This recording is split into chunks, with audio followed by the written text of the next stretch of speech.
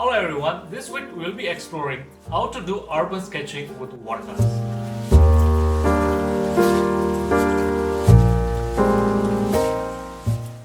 Welcome to my home studio where I share my passion for watercolor paintings. My name is Dinesh. Today we are going on a relaxed and fun adventure learning the basics of urban sketching with watercolors. I'll guide you through each step, helping you capture the essence of the Toronto urban scene. We'll explore techniques for creating dynamic composition, loose washes for buildings, and pops of color to bring the city to life. Before we dive in, be sure to hit the subscribe button to become a part of our ever-growing creative community. Now without further ado, let's get started everyone. So when it comes to sketching, I always give the same advice on all my video tutorial is just focus on the big shapes first. So there is not one way to learn sketching is just by doing it. I wasn't good at either, but I kept persistent and I kept sketching, and it helped me a lot to learn. And the other thing which helps you to sketch is to focus on the focal point first. So my focal point is the streetcar and the buildings around it. So first I will block the streetcar and I'll make sure to compare those with other buildings around it. And let's apply our first wash. If you're new to watercolors is a transparency medium, so we have to slowly layer the value. It's not like any other medium where you can apply any kind of values, then you can do it. Whereas in oil, acrylic, or even in gouache, they start with a darker value and go to lighter. Whereas in watercolor, you start with the lighter and you go darker. And so the first wash, the sky wash, is important for me, so I can apply it. So I use Cerulean Blue for it. So now I have some wash, so I'm going to do the road now. And for the road, I want to make sure to leave some eyelets for my streetcar, and thinking as a silhouette for a streetcar. And I'm going to make the wash a little bit darker in the foreground. So any painting we do, there's a technique, there's a concept called leading in. So it's kind of like something to lead us into the painting. So the foregrounds are good for that. So you can use like a lot of the street lines or the railway tracks to lead us into the painting. And we can also use street wires and a couple of things like street poles and everything to enhance perspective and depth as well. So when it comes to urban sketching, we have to make sure that we capture like the urban details. Some of the urban details which are really common in an environment like a cityscape in Toronto is just the windows, the big buildings, and the streetcar is really an iconic element in Toronto because it does give a classical look to the city. And now I'll start with the background. For the background wash, I'm using a little bit of blue. So I use a lot of blue in my background because the things which are blue, the cool colors go in distance. So that's the reason for it. And I also applied a darker wash to silhouette my focal point, that's my streetcar. And whenever we do watercolor, there's one thing we have to keep in mind, that combining everything as a one single shape until it's like, a building which is separates from the background to the midground. For example, I painted the background building. I want to make sure to leave some eyelets leave some gaps for the building next to it. So that's how watercolor works. So you have to think like a Lego piece, but yet when you do the wash, you have to combine it together. And that's what when I started with watercolors, when I was doing a lot of reading how to learn watercolors, and they say watercolor is a master medium. Because watercolors is kind of like a chess. You have to think about your move before you apply for it. And the more you do it, it becomes like really intuitive. But when you start, you don't know where to start and where to end it. So the other way to think about is starting with the lightest wash, like as light as you can. Because even though I know the values are a little bit darker on these buildings, which is against the light, but I wouldn't go darker because I know for a fact that I don't want to make my value a little bit lighter. I'll slowly build up. Slowly building up helps us to have a control in our urban sketching environment like these. And in the background, again, like now I'm adding a lot of details. I wouldn't not add this many details if I would have done this painting. For the background purposes, it's a background, so it's going to distance. So when someone sees the painting, so you have to in a way, you have to tell the viewer or the person who is looking at your painting to say that Streetcar is my focal point or this building is my focal point.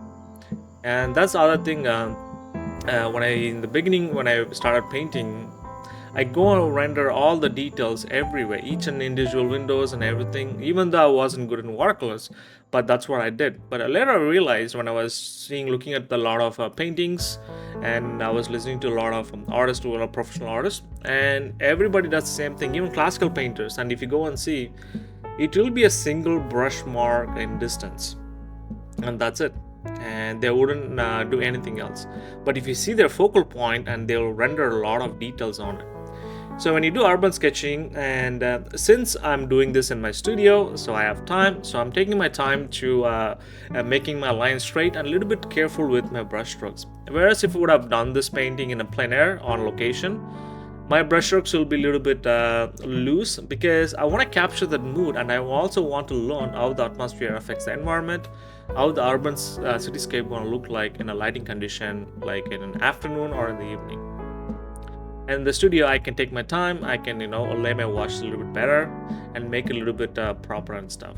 But when I did this painting, I want to make sure that I want to capture the urban Toronto really nice, as well as I want to capture that in a really nice, elegant strokes as well. But when you do this tutorial, you don't have to think about, being straight or being like really close to what I'm painting. And I also tell this in all my painting is that I'm also new to watercolors. I'm not a master at it. So whatever I learned, that's what I'm discussing with you guys, and I'm sharing the knowledge of what I learned and how I'm doing it. And that's the other way. Even when I teach watercolors to my students, I tell them what I'm teaching, take it and use as a tool, and use your own technique as it comes. So that way it's easier. And you can see that I added the darker value for the building, and you can see that I blended. There is a darker color at the top, and there's also a little bit of blue which is facing us, so I also added the blue, and I also left some white bits here and there. And that's the other thing you also notice in watercolors, that traditional watercolors is not using white paint, leaving eyelets as it is, and that's really important. And I also realized it later. But sometimes when you're new to painting, and when I was new to painting, I couldn't be able to leave the eyelets, but I wasn't scared. I used gouache or I used Chinese white out of the tube to bring back the whites, and it's totally fine. And but if you get really good at it, then you will start planning your wash a little bit better. So the first wash, and I'm trying to apply the wash, and again you can see that the windows, we did the wash. The reason I did the windows first, so I know that where exactly the window goes, because sometimes when we paint, I'm also painting in a 9x12, and it is really hard to render like a window this tiny, so I want to make sure that I'm not doing it. And this is also another technique I use, applying a wash on before it dries out. I'll apply a darker wash on top of it. What this gives is, this gives a really nice gradient. And I don't know if you notice it, if you go and see the buildings, there's a slight gradient. It's super subtle, and it's not really, you can't see it in a clear day, but like it does exist. And now I'm adding the street sign, the store sign, sorry. And for that I'm using cadmium yellow out of the tube, and you can also use a little bit of water to have the wash a little bit lighter as well. And you can see that I also have that on the other side. Again, I'm being a little bit careful with my strokes, but if you're learning purpose, don't be really nice with your stroke. Just paint loose and have fun with it. Even when you're on the location, when I'm painting on location, I usually do really fast brush strokes, because I want to capture as fast as I can, because the light changes really fast on Mother Nature, so we have to capture it. So for the Streetcar, I also want to make sure that I paint wet on wet, and you can see that as soon as I apply a wash, before it dries out, I'll apply a darker value. So what this does is, it does a blending for us, and that's a beautiful thing about watercolors. It blends by itself. You don't have to do anything else. And a lot of people think it's a nightmare in watercolors because it goes everywhere, it bleeds everywhere. But if you learn what exactly, why you're doing it, and that will make your life super easier. And as you can see, as soon as I applied that wash, as soon as I applied the darker wash on top of it, it gives us 3D forms already. It looks like 3D, right? And so the other way, sometimes I tell my students to do, or personally I do it, is like, try to take one object like the streetcar or the storefront, and I will try to do a wet on wet, and I will do a wet on dry. And I will try two techniques, whichever it works. So the next time when we paint, it's in our mental library, or I don't know, it's a muscle memory. It just comes by itself. And now I'm adding the mid-tone value, and for the glasses, and you can see this. Even though I know for a fact that the streetcar front has a darker screen, and I know that it's a darker value, I exactly know that, I know what exactly I can put, but I didn't put it because it's good to slowly layer it. It's fine because that gives forms, and we can layer the darker value slowly, and it helps us to plan our painting better. So I added this car. I would have left it as it is. I just added the car because the reflection on the car on the screen of the streetcar looks really nice. So that's the reason I added that. Now let's focus on the front side, the front store, which is also kind of like a focal point, which takes us to the streetcar from the side, from the left hand side. And when I squint my eyes, you can see, even though it's kind of like a lightish yellow, so I have to make my this value a little bit darker. So that's the reason I made it a little bit darker. And there's also a figure in the front, so I want to make sure to leave some eyelets for the figure as well. And there's also a street pole which is next to it, so I'm also going to leave that eyelets for as well. So the other thing, when you paint in watercolors, like something which is against light against dark, that gives a depth, and it also gives a really nice perspective as well. And again, like the more you do watercolors, it just becomes intuitive, so you will start planning your painting before you're doing something. And I'm trying to add the darker value for all the windows and the darker part below. And as soon as we add the darker parts, you can see there's a gradient from top to bottom, and it also looks really nice, and it also looks like reference to. So now I'm going to add the shadow, and as soon as we add the shadow, you will see things will sit on place. And that's why, as I said, watercolor is like a chess piece. You will start with the first wash, the second wash. The second wash is usually the mid-tones we're going to apply, and the last wash is usually I'll wait for the shadows. Again, shadows are really important in watercolors, because in reality what happens is when an object sits on a floor, it has shadows. And there's also softer shadows, there's also harsher shadows. Since it's afternoon light, so there's going to be a lot of harsh shadows because the light is a little bit blown out. So, and there's also lighting direction, so I want to make sure to capture that lighting as close as possible. So now these are the tertiary details. I'll wait till then. I want to make sure to capture all the things first before I do this step. That's really important for me. You have to be really careful, and even like these ones, leave some eyelets here and there to capture it. And you can see that as soon as we add these two street poles, and you can also see it also create like a really nice silhouette for our painting as well. And now I'm focusing on the street lights, and the street lights are really nice too in Toronto, and it has like a really unique colors.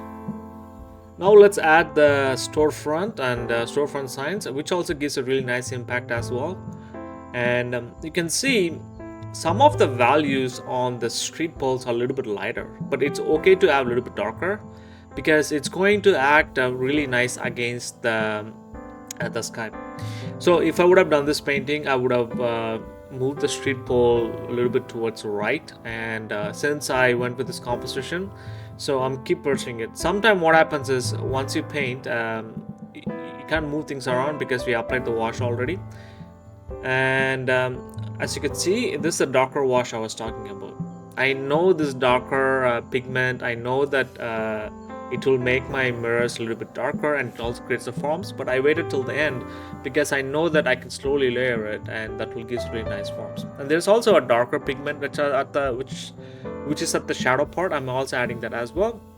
And this is like the reflection I was talking about. You can see that the white the wash I did underneath, I left it as it is, and I applied a darker wash on top of it. So now I'm going to give some, give more details to the person who's in the foreground. And you can see that as soon as we added that guy, added that person, things started coming alive. There's a lot of things started happening. Like there's a scale in our painting now, and which also really nice. But like once I add the shadow for that person, it also looks really nice. Well, and in urban sketching, it is also really nice element to add somebody or some person in an environment, because what that does is, first, it gives that human touch. People recognize people, and it also gives scale to a painting, like how big is something, how something is big. So now I'm using the tertiary details again. So this one, like these are the things, like I will use like white paint or Chinese white paint, and these are the lighter values. You can bring it out, and you can leave the painting as it is. That works as well, but sometimes I like adding more details in my work, because just to bring back more three-dimensional look. So that's what I think about when I'm adding highlights. It's not about making something pretty, it's all about making something look three-dimensional. If I apply this, does it make my work looks pop up? And I would do it. And you can see that the one good example of adding a highlight is top of the streetcar.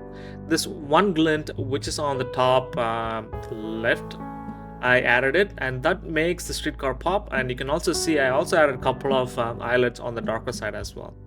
Again, these are the things we can ignore when we just painting for a study, because I want to render this piece, this painting all the way till the end. So that's why I'm doing all those details.